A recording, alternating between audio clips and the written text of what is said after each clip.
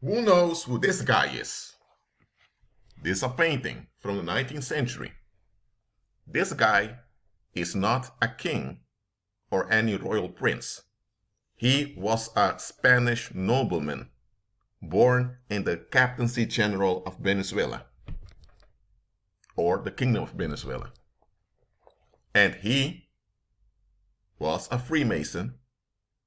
He studied in Spain, just like most noble families did, because the noble families throughout Spanish America sent their sons to study at the prestigious academies and universities in mainland Spain or in Spanish America.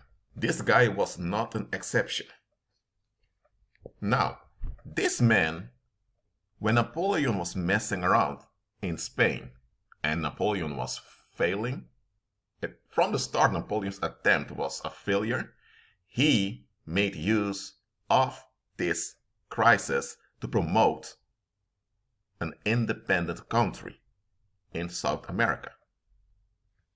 And he was campaigning for independence from Spanish rule. And what he did was he gathered men from Spanish society in South America who felt disadvantaged. And those men felt hurt. And those men joined his cult. So he began multiple assaults on the Spanish government over there. He made promises to the people he couldn't keep. Why? He had no navy. He had no military. He lacked finances. He was from a noble household, but he was in crisis. He had no diplomatic experience. What did he have? What did he have to offer? What did he have to offer the people in South America that lived under Spanish rule? The answer is nothing. While he and his gang were sending messengers to Europe asking for recognition of their new country, nobody wanted to do it. These men didn't even have a financial plan on how to regulate this new country.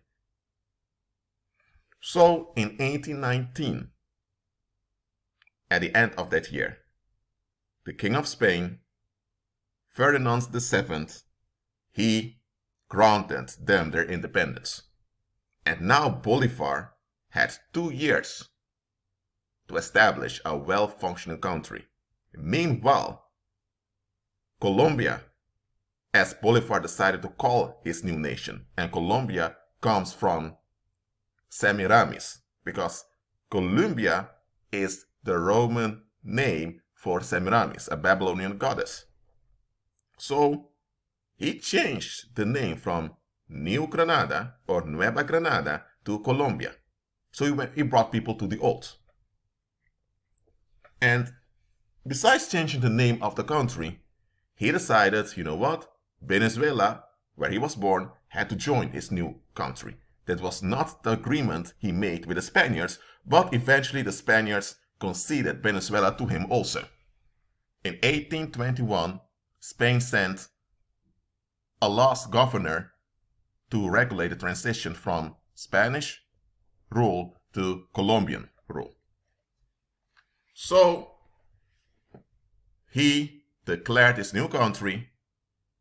They couldn't agree on a constitution where it should be a federal republic or a unitary state. They couldn't agree on it. So they changed their constitutions over and over again. Within just a few years' time, they changed the flag multiple times. Couldn't even agree on the flag of the country. So they couldn't agree on anything. 1823, when the Spanish forces left, now they had to do things on their own. And by 1825, there was already civil unrest between the people from Venezuela and the people from Colombia. Around 1830, it was all falling apart. And Bolivar planned his escape to Europe. Think about this. He was campaigning against Spain for so long. He had no success. Suddenly, the King of Spain acknowledged his country, this country that didn't exist. So now he had to create a country that did not exist, and the country became a total failure. The farmers in his republic called Colombia, which consisted of the present-day Colombia, Venezuela, and Ecuador, they lost income, they fell into poverty, and here's the thing. They had no military, so it were the local police forces that became the military. They just changed the uniforms. But they had no money to pay those men. So those men that became the military of the new republic called Colombia began to loot the local people. So people turned on each other. And here's the thing. Nobody wanted to admit the situation they were in. Within less than 5 years, the quality of life of the people in South America decreased significantly. So now they were asking Bolivar for answers, but here's the thing. Bolivar was only the titular president. So he had the title of president, but he wasn't the actual president. Now think about this. You're fighting for the creation of a new country, but now you don't want to preside over a new country. Now you appoint a president, and you only are the honorary president.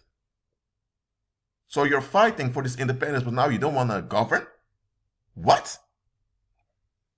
He promised black people, the black slaves, within his jurisdiction, that slavery would be abolished. He didn't keep his promise. He even spoke against abolishment of slavery. So he was a scam artist. He lied to people. Look, am I defending Spanish rule here? No. What I'm pointing out here is that this pattern of making promises that don't add up is a common thing that scam artists use. And by the way, Bolivar planned his escape to Europe to escape all the drama and all the violence and civil war that broke out in his new republic, but a few days before his ship departed, he died. Now, some suggest he was killed when his quote-unquote generals found out he was bothering them. Others said he had a disease. I don't know how he actually died, and it doesn't matter.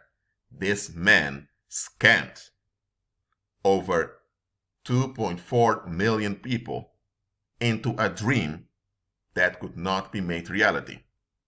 And here's the thing. Most of the people back then, of those 2.4 million people, didn't even want this dream.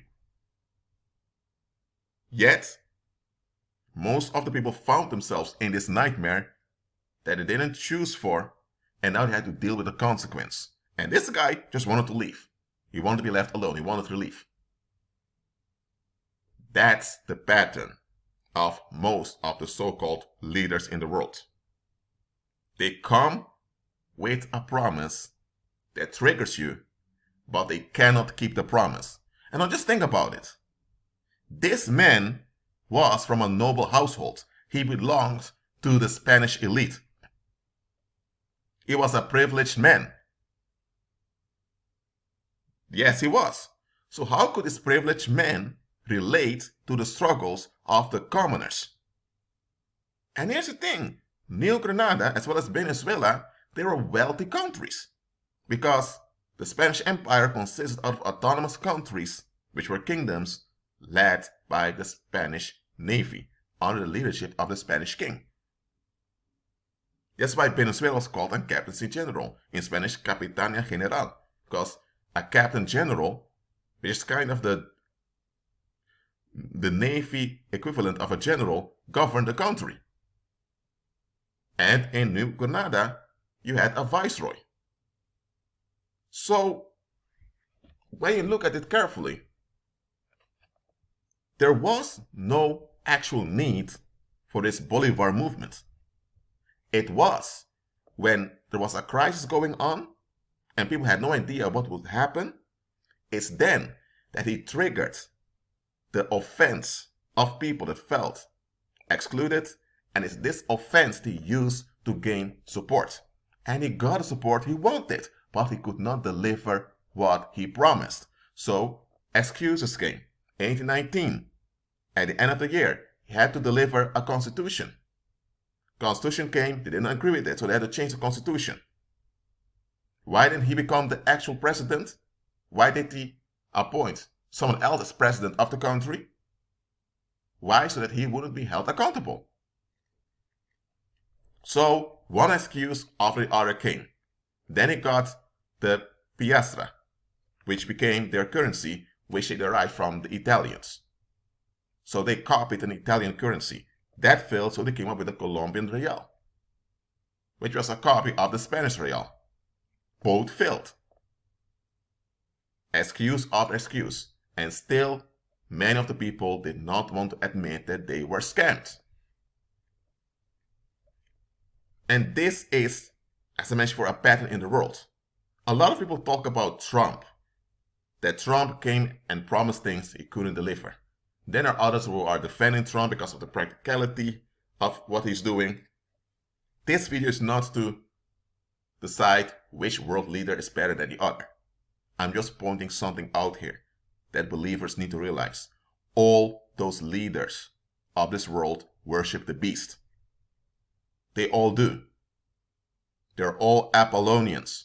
So they are part of this scam to keep the human population in a state of anxiety. They are sabotaging the prosperity of the human species by selling themselves out to Satan. In exchange, they get physical luxury for the decades they remain alive in their body at the expense of the commoners. When you look at Colombian history, as well as the history of South America, after this guy, things went backwards. Colombia, previously called Nueva Granada or New Granada, was one of the most prestigious countries in the world at the time. Venezuela was also quite prosperous. And you had many blacks over there that owned land and lived in prosperity. Ecuador, back then the Kingdom of Quito, in Spanish Reino de Quito, was also quite prosperous. The Quito tribe even had their own ambassador in Madrid. And they were part of the Spanish Empire, and the Spanish currency was the #1 currency in the world. Everyone worldwide calculated their transactions in Spanish real when it came to international transactions. The Spanish economy was active on 4 continents.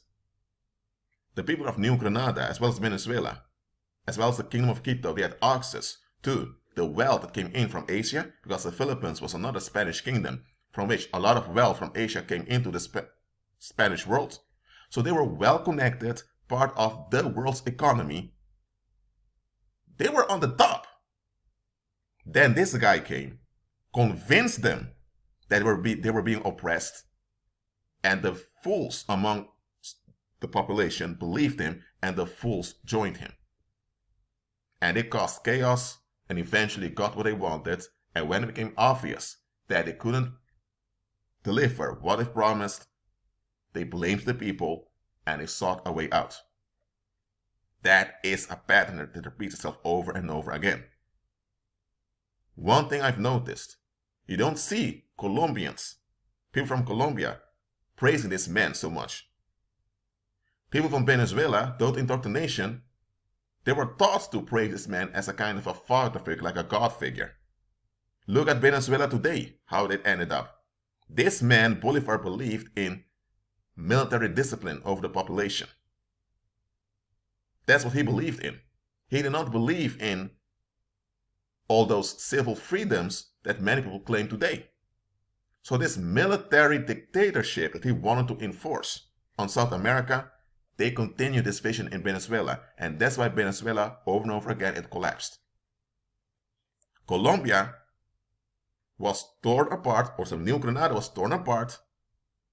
Until this day, Colombia suffers institutional dysfunction, due to the scamming of this figure and his cult back then in the early 19th century. It's 2019 now. It's 200 years ago, 2 centuries, that the people of Nueva Granada lost their prosperity and the prosperity that was meant for their children and grandchildren. This guy was a tool of Satan to rob the people of their stability and prosperity of their offspring. Don't tell me this guy was a blessing. He wasn't. Yet, we don't learn from human history. Satan uses the same game over and over again. When a situation is bad, acknowledge the situation is bad. But before you jump on the wagon of some prosperity preacher or some leader or some hero, ask yourself, what will they deliver? Are they able and willing to persevere and endure hardship to deliver what they've promised? That's how you examine people. That's how you examine whether it's God that sent them or whether they are a deception sent by evil spirits. Isn't read in the New Testament, test the spirits, don't believe every spirit? Now, evil spirits use people on the world stage to deceive you. God uses people to reach out to you. Satan uses people to trick you and to sabotage you. So whenever a leader or a leading figure appears in society or in a human community, examine that individual. What do they stand for? Even if they stand for all the good things, are they in line with Christ? Do they confess Christ? And look at the context. Who are their supporters? Because even if someone is a believer, they're anointed by God.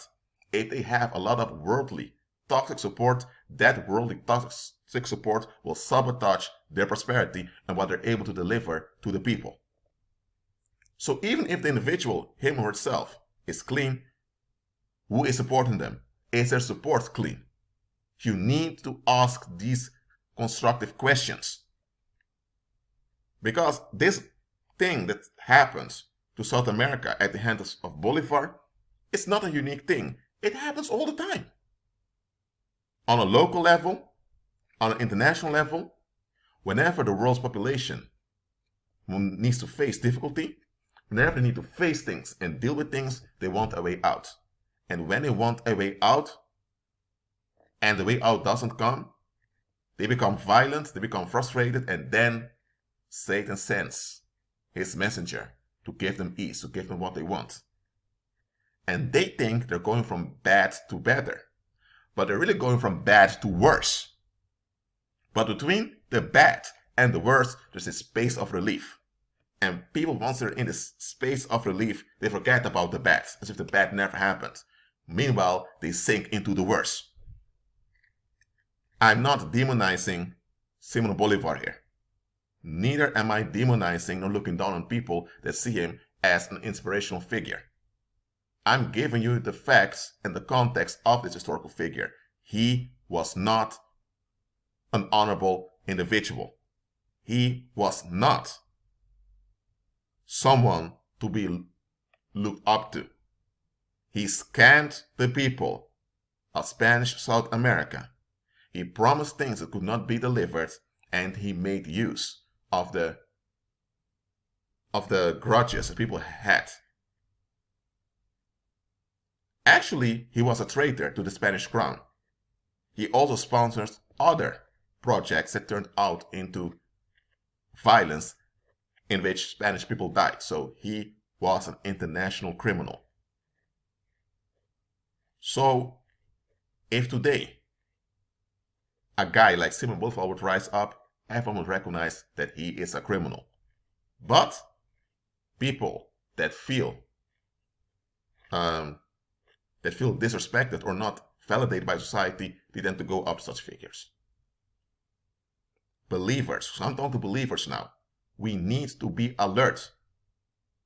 And today, such deceivers come in the name of Christ, confessing Christ, but Christ did not send them because they're not part of Christ's kingdom. When God sends someone, it will always result in the prosperity and the well-being of the people they were sent to, if the people receive them. When Satan sends someone, there will always be some relief that's short-lived, followed by an enormous collapse. And when the collapse happens, people can ask, how could this happen? But if folks would have looked at the bigger picture, they would have realized It's going to be sustained.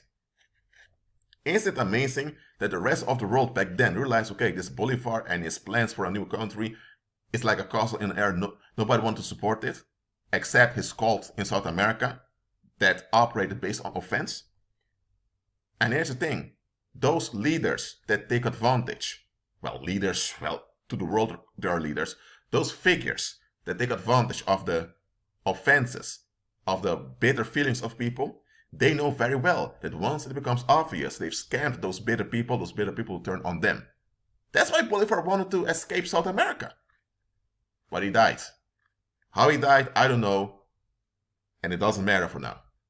Just realize that Satan will always send his messengers and his prophets to give you ease. God will send people to push you into deliverance. So always look at the bigger picture. This pattern of people becoming upset because they want to face things, and Satan sending someone to tell them exactly what they want to hear, and Satan gives them crumbs to relieve them, it happens all the time. It also happens on an individual level. Beware of this pattern. It's a very old trick in the book, and Satan keeps using it over and over again because worldly people, no matter how many generations go by, they just don't want to admit that they are in a fallen state and that they are self-destructive unless they are delivered. They keep looking for relief instead of embracing deliverance that Christ provides. So when you refuse the deliverance that Christ provides, you'll end up with figures like this, that eventually end up scamming you, robbing you of your good future and the good future of your children. Look, if you are in a situation and there are things that are defective, deal with the defects in a Christ-centered way, in a constructive way. Don't just look for someone to come by and magically fix everything. That will never happen. There is no magical fix coming. You'll only get a quick fix followed by intense destruction. And the quick fix will always increase damage. Well, that's it for now. Keep agreeing with Christ, the real King, the real hero, and be at peace.